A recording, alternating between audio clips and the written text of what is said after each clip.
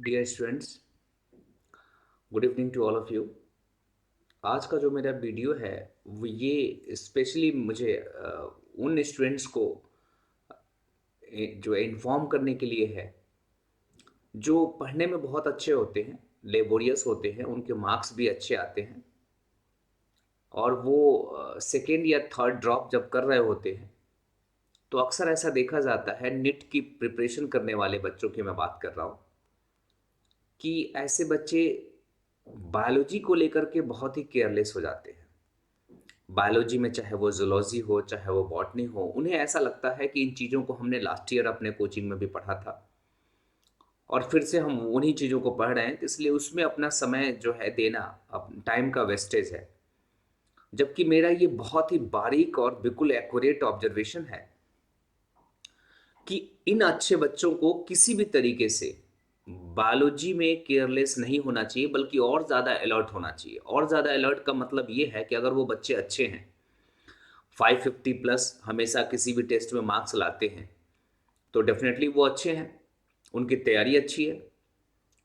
तो वो बायोलॉजी में अगर जो है पर डे 1.5 आवर अगर डिवोट नहीं करते हैं, ठीक है ना, other than class, other than class, class उनकी चाहे वो 2.5 घंटे की हो, चाहे 3 घंटे की हो, चाहे 4 घंटे की हो, क्लास के अलावा मैंने बोला कि अगर 1.5 आवर, क्योंकि क्लास में आपने जो कुछ भी पढ़ा, किसी भी क्लास को उसको घर पे सेल्फ स्टडी के रूप में उसको रिवाइज करना होता है, उस पे सोचना होता है, उस पे चिंतन करना होता है, ताकि उस टॉपिक को अच्छे से समझ सकें और साथ साथ उसको लंबे समय तक याद रख सकें।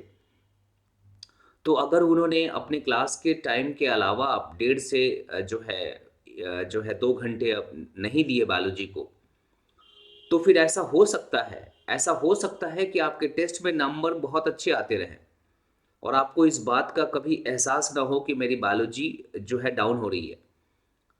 लेकिन ये डेफिनेटली होगा कि आपके नीट वाले दिन उतना अच्छा परफॉर्मेंस बायोलॉजी में नहीं जाएगा जितना कि आप एक्सपेक्ट कर रहे थे अपनी प्रिपरेशन को लेकर के। तो मेरी उन सभी अच्छे बच्चों से जो अच्छे हैं, अच्छा स्कोर कर रहे हैं, हर सब्जेक्ट में अच्छे हैं, लेकिन बायोलॉजी को लास्ट मोमेंट में इग्नोर कर रहे हैं या केयरलेस हो गए हैं या कैजुअल हो गए हैं बायोलॉजी को लेकर के, उनसे मेरी एक बिल्कुल अलर्ट वार्निंग है और रिक्वेस्ट भी है। वार्निंग भी है और रिक्वेस्ट भी है कि वो किसी भी तरीके से बायोलॉजी को हल्के में ना ले, क्योंकि बायोलॉजी नीट के एग्ज़ाम का 50% कंट्रीब्यूट करता है।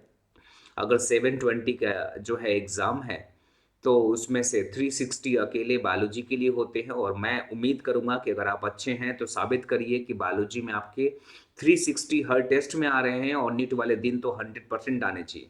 अब तो हमारे लिए जो है बायोलॉजी में 10 क्वेश्चंस के ऑप्शनल जो है क्वेश्चंस भी मिल रहे हैं। तो अब तो 360 से बिलो जाने का मतलब कि आपके उसी लापरवाही का वो नतीजा है। 350 आने का मतलब कि आप अच्छे बच्चे होने के बावजूद भी आप एवरेज हो गए बायोलॉजी के लिए, क्योंकि अगर आप अच्छे थे तो आप तो सब में अच्छे थे, तो बायोलॉजी तो आपकी ऑलरेडी अच्छी थी। लेकिन नीट वाले दिन आपने भी 2 क्वेश्चन गलत कर दिए, यानी कि 360 की जगह 350 ले आए। तो आप किस हिसाब से अच्छे थे अपने आप को बताइए। आपके जिसमें 360 आने चाहिए थे वहां 350, यानी कि 10 मार्क्स का जो है लॉस हुआ। 1 मार्क्स पे लगभग 600 to 700 रैंक का डिफरेंस आ जाता है लास्ट में, ठीक है ना। लास्ट में मतलब कि स्टार्टिंग वाले में नहीं, लेकिन लास्ट में जो है 1 मार्क्स पे 600 to 700 रैंक्स का डिफरेंस आ जाता है। तो आप सोचिए कि लगभग आप जो है ना 8-9 थाउजेंड जो है पीछे चले गए सिर्फ 2 क्वेश्चंस की वजह से, वो भी बायोलॉजी के। So my dear students, don't be careless for the biology, be alert for the biology. और एक और मैं इन्फॉर्मेशन देना चाहता हूँ आपको कि अगर बायोलॉजी के किसी भी टॉपिक को लेकर के आपको बहुत सारा कन्फ्यूजन हो, आपके बहुत सारे टीचर्स ने आपको पढ़ाया होगा, लेकिन टीचर्स जो है ना बॉटनी में अक्सर आपको कोई अच्छा लॉजिक नहीं दे पाते, चाहे वो कितना भी अच्छा टीचर हो। देखिए, मैं ये नहीं कह रहा हूँ कि टीचर जो है मेरे अलावा कोई अच्छे नहीं होते, लेकिन मैं इतना ज़रूर कहूँगा कि अगर किसी भी टॉपिक में आपको कन्फ्यूज़न है तो उसकी जो क्लैरिटी है वो शायद मैं आपको ज़्यादा अच्छे से बेहतर तरीके से दे पाऊँगा। और इसके लिए आप मुझे ऐसे क्वेश्चंस भेजें, कमेंट्स में मुझे लिख के भेजें, किसी पर्टिकुलर टॉपिक के बारे में लिख के भेजें, किसी भी चैप्टर के 11th या 12th बॉटनी के चैप्टर से पर्टिकुलर टॉपिक को लेकर के भेजें। मैं उस पर आपको एक शॉर्ट वीडियो बना करके प्रॉपर एक्सप्लेनेशन भेजूंगा। और ये मेरी रिक्वेस्ट उन्हीं अच्छे बच्चों से है जो बायोलॉजी में अच्छा स्कोर जो है कर रहे हैं लेकिन 360 से दूर रह जाते हैं, या किसी पर्टिकुलर टॉपिक में उनके मार्क्स हमेशा लेस आते हैं। ठीक है ना? तो मैं चाहता हूं कि इन जो है 2.5-3 महीनों में आप अपनी बायोलॉजी के प्रैक्टिस को, बॉटनी की प्रैक्टिस को बिल्कुल परफेक्शन पे ले आएं। और इसी के साथ मैं आपको फिर से एक बार वार्न करना चाहूँगा कि take seriously biology also, to all the NEET UG preparing students. Thank you, have a nice day.